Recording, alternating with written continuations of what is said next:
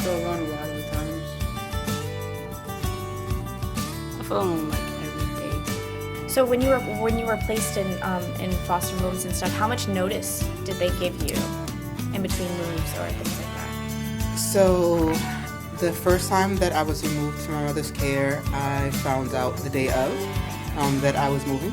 I went to school and came back, and my aunt was waiting for me at the school bus stop and told me that I needed to pack my stuff. I was going home with her. I've lived in specialized foster care. I've lived in regular foster care. I've lived in a child-specific placement, and I've lived in group homes. What's the difference between specialized foster care and regular foster care? Specialized foster care, you get an extra worker, besides your regular social worker, who's supposed to come out once a week and help you with things that your foster parent either can't do or that you need extra assistance with. When I initially started breaking curfew, there was a situation in one of my placements where I was being molested, and so I just wouldn't go home. Was the situation, and then in my next placement, the same thing started occurring, and so I would just do the same thing. I was just like, well, if I'm not safe here, I'm safe around the streets, and so I would just stay out with friends or just hang out all night and like go home in the daytime. Sometimes they would call like what they called hotline on you and put out a report saying that you were missing or you hadn't come home. But most of the time, like my foster mother knew I would just show up in the morning, and it was just whatever. So, and like the threat was always, well, there are worse places than this, and so you sort of just stay where you're at. But it's hard because no one tells you all of your rights. No one ever really educates you about a bunch of stuff. Like I got pulled in as an adult to get interviewed about all these things that had happened to me when I was in foster care, and like charges that were brought against the foster mother way later. And it was just like on that now being completely removed from that organization and from human services in some sense, and in the foster care sense. It's terrible. It's a terrible idea. Do you think? So I completed 1 year of high school. How many other people do you think could complete 1 year of high school and pass a GED test and persist on to college within the system? There isn't a lot of people that I know who did that. That has to come from something else. That support is not there for that. So, how many because since you worked on, you lived within the system and then you worked on the other side of the system, so how many would you say of either the people you were in placement with, how many of them have gone off to college? One. And how many do you know, if you had to give a rough estimate? I mean, I don't stay in contact with a whole lot of people because it's hard too, but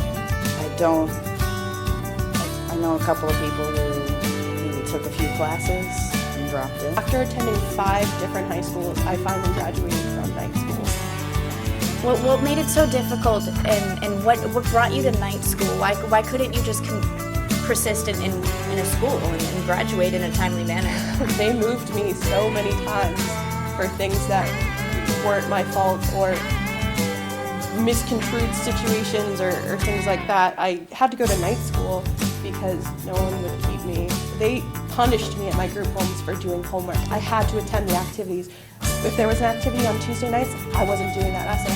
I couldn't have computer access. I couldn't type out my homework. Why couldn't you have computer access? You can't use technology? You can't use technology. You might contact somebody. Somebody might come pick you up. Flight rescues. Are you aware that 2% of foster children receive a BA or higher? I am aware, and I would like to become one of those 2%. That makes sense. That makes sense. That makes sense to me. It's pretty tough. How are you going to tell me you don't know what's best for me? Like, how are you going to say that I don't know me? How are you going to say that my opinion isn't valid? How are you going to make decisions behind my back? How are you not going to let me have any input? It doesn't do anything. It makes the child angry at you and not going to comply with anything. If you give a choice, it's a lot different. Do you feel that, did you feel criminalized when you went into those places? Yeah, I mean, it definitely can take away that fact because you go and you have this structure that's set up like a 3-year-old would have a day be structured. There's a certain time for everything, and I think a lot of times, at least from my experience, like myself, there was never time or structure set up for any of my day unless it was at school as a little kid being told what to do like that. And when you are working and when you are being that productive member of society like you're talking about, and you've had these adult responsibilities forever, it just feels terrible when someone's trying to tell you your every movement, and almost even to the point where you can't even speak freely. You get redirected, and you just want someone to talk to you like the person that you are and not a small child, because you haven't been that. Exactly. Yeah. Being completely, utterly controlled in every sense. After living in really, really, really horrible situations with birth families, and then we're just further traumatized because we're children of protected custody, or we're too old to be adopted, or our parents are bad and they're looking for us, so we have to be locked up and not allowed to use the phone, the internet, any type of communication with outside people that aren't approved. And it makes you feel isolated. I've spent so many Christmases and birthdays alone. You can't tell me that there are not hundreds of children out there who do not want to go to college eventually. I walked into my first foster home thinking I was going to college immediately after high school. And it turns out that I became a high school dropout who had my GED, was a teen parent. Nothing turned out the way that I thought my life was going to turn out. What keeps me going is definitely school. And knowing that I want an education, and I want to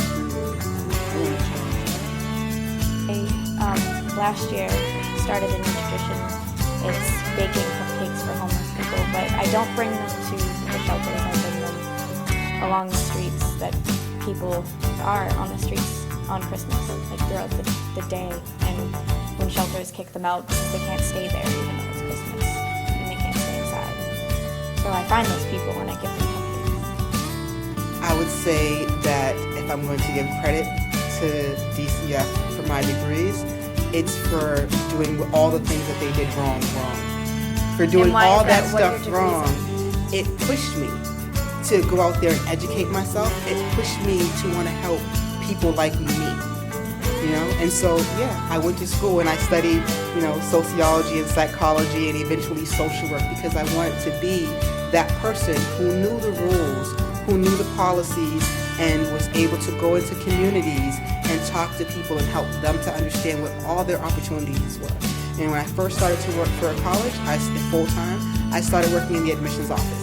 And it was a great joy to be able to go out into Boston public school systems and so many other public school systems and talk to kids about what it means to go to college and to what it means. And, there will be all these concerns from guidance counselors about, let me talk to you over here, and this person is a foster child. And having that education, I was like, well, here's a whole sheet of all these scholarships and grants that they can get. Make sure you contact their social worker, make sure you let them know this child wants to go to college so that they can get the proper paperwork and they can get the ball rolling and things like that. But it gave me joy. So if I take credit from with anything, it's sort of the same thing that I credit my mother with. Doing it wrong taught me how to do it right. So my goals are to become a policymaker within the mental health system, possibly, or specifically the commissioner of DCF or something along those lines. I haven't really figured it out exactly. I know I want to base a lot of my career off of research because in order to change things, you have to have peer-reviewed journals that are approved by, and that can be published and that prove findings or support your findings, actually. your hypothesis with your findings and all those things. You have to have things you want to change based off facts, based off research. So if I were to tell you that I wanted to do or become the commissioner of DCF or become a policymaker, a lobbyist, or something like that, do you think I'm capable? Do you think? Of course. Of course I think you're capable of that. I think that that's great, and there needs to be somebody who has been there, done that, calling the shots on it. So thank you for your time.